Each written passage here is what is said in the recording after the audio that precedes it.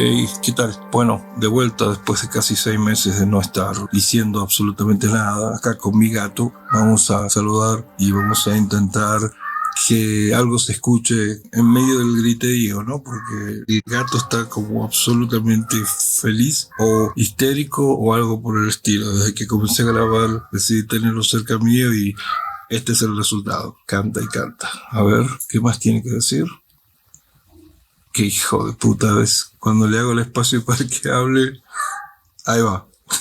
¿Qué más? Nada más. Bueno, entonces vamos a comenzar con este episodio que es el regreso una vez más. Y voy a hacer bien corta una aclaración. No hay forma de que, teniendo en cuenta los puntos filosóficos, científicos y de otras índoles que sin duda son delicados y tienen un proceso en sí mismos, yo no puedo simplemente agregarle un episodio o meterle a la fuerza una suerte de contenido cuando no tengo nada para decir. Entonces espero que la cosa madure incluso dentro mío o quien sea que lo esté escuchando y se produzca el próximo paso. Y por eso estamos acá. Entonces vamos a ver cómo puedo hacer para hacer más claro todavía todo lo que he estado diciendo en previos episodios, más allá del espacio, la ventana de tiempo que hay entre un episodio y el otro.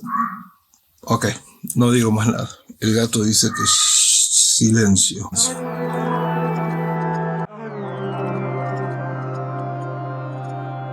Ok, vamos a ser lo más honesto posible y de esa manera conseguir alguna especie de terreno en común en el cual nos podamos identificar y entender. Yo nunca estoy seguro del uso de mi vocabulario en cualquiera de los idiomas que hablo y escribo también. Me refiero a la hora de querer comunicar algo relevante. No tengo idea si está siendo entendido de la forma en la que lo quiero transmitir o si se cree lo que estoy diciendo. Pero al mismo tiempo esa suerte de vértigo en la elocuencia del mensaje o como quiera llamarse me mantiene bajo control y de alguna manera siempre alerta al interactuar usando palabras escritas o habladas. Y ahora mismo yo sé que tengo algo para compartir que puede llegar a cambiar la rutina de algunos comportamientos generales en relación con todo lo que nos activa como seres perceptivos. O sea, ignoren al perro, hoy los animales están conmigo. O sea, nosotros y lo que existe en general, como si se tratara de una forma nueva de comunicación con la realidad en sí mismo, ¿no? Esto puede sonar grandioso, yo sé. Y lo que pasa es que a lo mejor lo es, pero al mismo tiempo es simple, porque en la medida que se entienda generalmente, supongamos que es algo nuevo en cuanto a forma de concepto, pero todas las palabras se entienden y más o menos uno va llegando a una conclusión de lo que está escuchando y dice, no estoy de acuerdo, lo que sea, fue porque se entendió. Y en ese caso, lo que se demuestra, si es que mucha gente o todo el mundo puede entenderlo, al menos todo el mundo de habla española o castellano, como quiera que sea, en ese caso se demuestra que el concepto no es mío o que la idea no es necesariamente mía, porque cuando algo se entiende en general es de todos y de todo. Así que no voy a perder ni un segundo en tratar de agarrar o de darme o de darle créditos a algo o a alguien, porque eso no es lo importante en este caso. Si no fuera yo, seguramente sería alguien o alguna otra situación haría que esto que voy a decir se notara, o alguna gente ya lo tiene quizás supuesto de alguna manera, y así va la dinámica del conocimiento en general.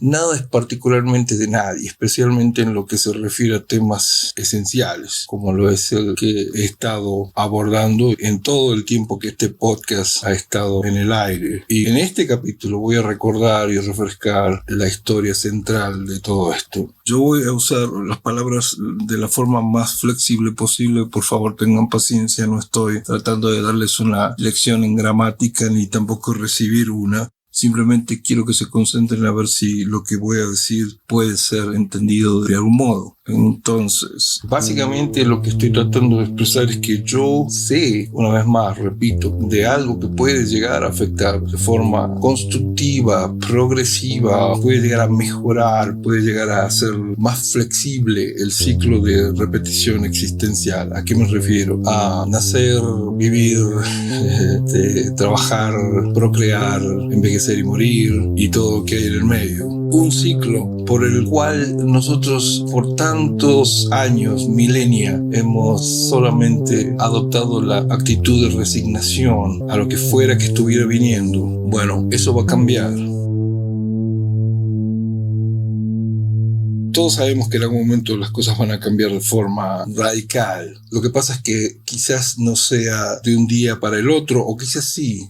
Ahora, ¿quién o qué ha hecho todo eso, lo que mantiene todo eso, lo que fomenta el tema del detalle? ¿Quién o quién piensa el pensamiento en sí mismo? A ver, no sé si me estoy haciendo entender. ¿Qué es lo que le da base, raíz a todo esto y lo mantiene lógico y no irracional, o irracional en algunos casos y no en otros? ¿Qué es lo que hace que se note la diferencia entre lo que es bueno y malo y demás? O sea, mucha gente que lo define simplemente como la conciencia o la religión o lo que sea, pero el tema es que siguen siendo conjeturas. No hay una forma en la cual todos podamos decir innegablemente es esto. Pero sí funciona y todos lo podemos ver y todos lo podemos entender, y tiene variaciones y culturas y etcétera, etcétera, etcétera. De todas maneras, lo que sí está claro es que hay algo que intenta permanecer a través del tiempo. El tiempo con sus beneficios y sus adversidades, pero tiende a permanecer, aunque no sea en un solo ser vivo. Aunque tuviera que ir pasando de generación en generación en forma de conocimiento o lo que fuera,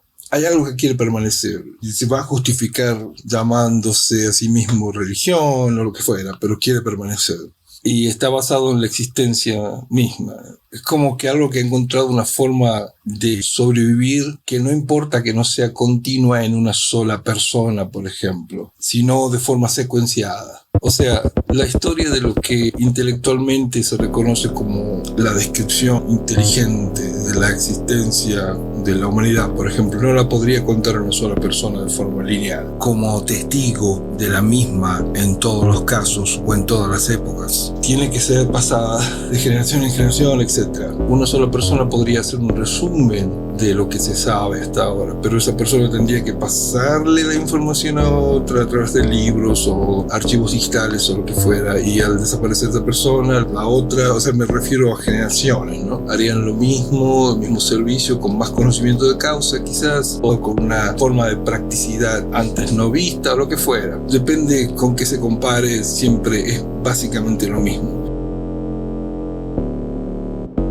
Definitivamente en todo esto hay una cosa que ya existe y no necesita más ajustes. Y esa cosa a la que me estoy refiriendo es la existencia en sí misma. La existencia puede contener lo antiguo, lo nuevo, todo, hasta la idea de no existir. Así de efectivo y flexible es como elemento conceptual abarcativo, qué sé yo. Y estas son conjeturas mías, conjeturas desde la mente de alguien que ha estado observando y percibiendo de forma involuntaria, quizás en muchos casos porque no hay ningún esfuerzo asociado con el hecho de percibir. Quizás un poco más, digamos, tarea sea el hecho de enfocarse, pero el hecho de percibir no involucra ningún esfuerzo. Y el, ¿cómo se dice?, devenir de lo que significa estar aquí, simplemente se lo adopta, se lo consume, se lo decodifica, y uno pasa a ser parte de eso en la medida que va transcurriendo en esta existencia que compartimos.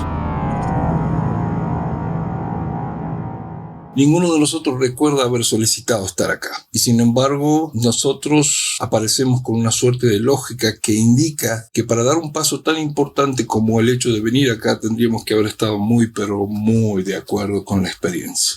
Es demasiado lo que está en juego. El tema es que da la sensación de que no hay una plataforma de referencia anterior a esto, porque si alguien me dice, por ejemplo, que sí existe una creencia que te asegura que una porción de tu conciencia, la más importante quizás, tomó la decisión de aparecer en esta situación de ser humano, o lo que fuera que me vayas a contar, que el ciclo de los 100 años, de los 11 años, de lo que sea. Yo siempre voy a citar el hecho innegable de que todo ese relato lo escuchamos, lo descubrimos y lo aprendimos aquí. Podríamos haber aprendido eso, podríamos haber aprendido cualquier otra cosa, dependiendo de la necesidad. A ver cómo puedo explicar eso. La necesidad vital de calmar el constante cuestionario mental para poder enfocarnos en otros tópicos, como por ejemplo la supervivencia biológica. Si hubiéramos estado todo el tiempo sorprendidos con ¿qué hacemos aquí? Todo eso, nunca hubiéramos avanzado mucho en otros aspectos. No sé, es una idea que se me acaba de ocurrir, que si nos hubiéramos distraído muchísimo en la parte abstracta del tema, hubiéramos sido envenenados por insectos o devorados por otros animales o lo que fuera que está en juego en el momento en el cual se considera la existencia de alguien.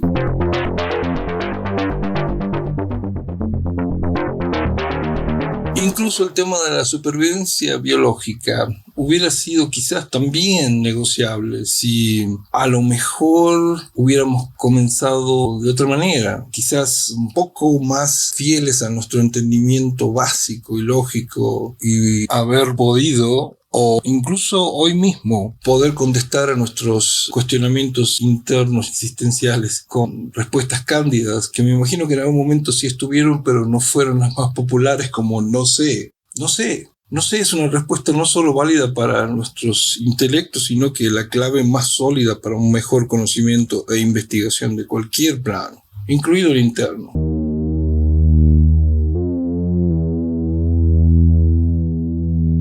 Pero estamos donde estamos y lo que tenemos es la base de lo que nos va a permitir realizar cualquier tipo de mejora, y lo más eficiente en ese caso es reconocer exactamente qué es lo que tenemos y cuánto de bueno hay en lo que tenemos o cuánto de útil, y en base a eso progresar. No es una tarea que uno tenga que recordársela todo el tiempo, es simplemente algo en lo cual uno tiene que hacer una negociación con el intelecto o la mente y decir sí, esa es una buena idea y listo. A partir de ahí se genera algo en sí mismo porque es conveniente. Podemos desafiar completamente a nuestra lógica y su funcionamiento y decir, yo recuerdo vidas pasadas, o no recuerdo, pero seguramente yo elegí venir aquí o ser parte de esto. Bueno, a veces tenemos situaciones en las cuales a lo mejor por una anestesia o por una borrachera vamos a necesitar a alguien más que nos diga qué fue lo que pasó, y tenemos la suerte de confiar en quien nos está dando el relato. Seguramente vamos a creer y vamos a simplificar la cosa de esa manera. Pero de no ser así, el hecho de no estar completamente seguros de algo, de no haber sido testigos, no nos permite afirmar que determinada cosa es o no es con completa y total certeza. O sea, sí hay momentos en los cuales, a pesar de no haber estado conscientes, quizás podemos creer el relato de lo que ha sucedido porque confiamos en quien nos cuenta lo que sea que estamos escuchando, pero no podemos desafiar de forma constante e inconsciente al funcionamiento de nuestra lógica y decir, sí, yo recuerdo vidas pasadas. Suena bonito, pero no es cierto. O, por ejemplo, terminar todo el tiempo creyéndose que no recuerdo, pero seguramente yo elegí venir aquí y ser parte de esto, cuando nada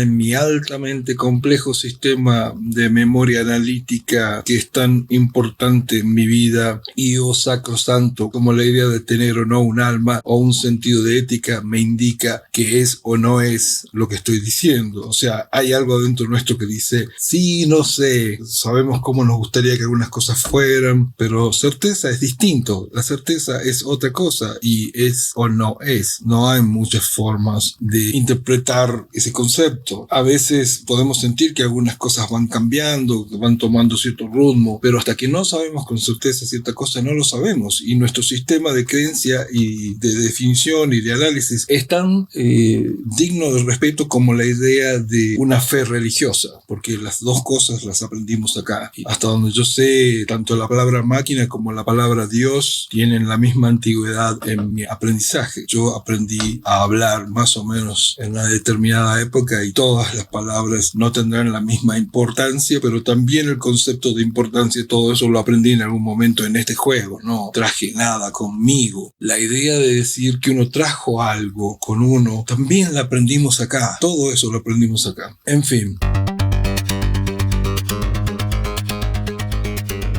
La otra característica que me llama la atención con respecto a todo este asunto de la existencia del ser humano es el hecho de que ninguna de nuestras habilidades o atributos es único, ninguno. O sea, todo lo que nosotros somos es una versión que se repite en muchos otros ejemplos. Lo único que hace que sea único es el contexto de las circunstancias y lo que se manifiesta como experiencia, la mezcla del momento, no solamente lo que ya es, sino lo que va haciendo en el instante, el paso del tiempo, el darnos cuenta que una teoría o una idea considerada 30 años más tarde va a ser distinta a la que se considera hoy, pero en esencia podemos agrupar las determinadas formas en las que genéricamente nos movemos o nos comunicamos y todo lo demás también podemos decir que es una repetición de algo que está sucediendo en muchas versiones. Entonces, ¿qué es lo que hace que esas versiones sean necesarias o que cada uno de esos momentos siga pudiendo categorizarse como único? El hecho de que están siendo experimentados por cada uno de nosotros. O sea, cada uno de nosotros tiene una posibilidad única de percepción por todo lo que se genera en ese instante y por el hecho de ser quienes somos. Percepción, reacción y continuidad. Y eso es lo que definitivamente hace que cualquier evento en el que estemos incluidos o seamos generadores posea la característica de único e irrepetible por nosotros, más que nada. Todo lo demás es negociable y no parece absolutamente necesario el hecho de que si todo esto no estuviera funcionando en el exacto formato en el que se encuentra hoy, refiriéndonos a la vida humana, por ejemplo, al planeta Tierra, etc., no parece que el universo dejaría de existir o algo así. No da la sensación de que ese sea el caso. Sí da la sensación de que esto que está pasando es una idea más. Es una idea, una posibilidad aprovechada por algo, por alguien. Nosotros somos partes de algo que decidió aprovechar las posibilidades de lo que existe y parecería que una de las cosas más importantes con respecto a todo esto es mantener la máquina de interpretación, o sea, la mente, funcionando. Yo creo que si decimos máquina de interpretación estaríamos refiriéndonos a la mente. Por eso voy a categorizarla de esa manera y a un conjunto de otras cosas. Pero para no errarle a la parte técnica del asunto, voy a repetir que da la sensación de que la mente no pudiera parar de analizar. Por eso el hecho de la percepción es involuntario y al mismo tiempo da la sensación de que hay un beneficio en eso. O sea, hay un beneficio evolucional, algo que tiene que ver con la evolución del todo. Y por lo tanto la mente debe mantenerse ocupada de alguna manera, al punto de que lo ideal es trabajarla en la meditación para transformarla en algo un poco más maleable en cuanto a la velocidad de su tarea, o ocuparla tanto que podamos llegar a la culminación de una jornada de vida cansados y con deseos de desaparecer o recargar o reprogramar todo. El resto del tiempo, mientras estamos conscientes, parecería que si no estamos distraídos, estamos neuróticos. La meditación misma es una forma de distracción, es distraerse del pensar, es distraerse de una forma de pensar para ingresar a otra un poco más silenciosa. El silencio también es un pensamiento y ninguna de esas formas tienen en sí una semilla de maldad o algo por el estilo, a menos que eso fuera lo que estuviéramos, como diré, apuntando a enfocarnos o a encontrar o curiosos al respecto, ya sea en la literatura o en lo que fuera, en nuestro interior, pero no intrínsecamente. O sea, una cosa no depende de la otra. Por eso es también que la idea de que lo bueno y lo malo pueden estar en todo o en cualquier momento. Por eso es que, como dicen, bueno, no hay nada sagrado y al mismo tiempo todo es sagrado. Tampoco hay nada estrictamente malvado y al mismo tiempo todo lo puede ser. O sea, significa que no hay nada que sea de una sola forma. Es una manera de interpretarlo. Pero no hay solamente dos versiones, un lado y el otro. Está todo el instante en el que se va girando. Cada uno de esos puntos internamente puede llegar a generar más subdivisiones. En fin. Continuará.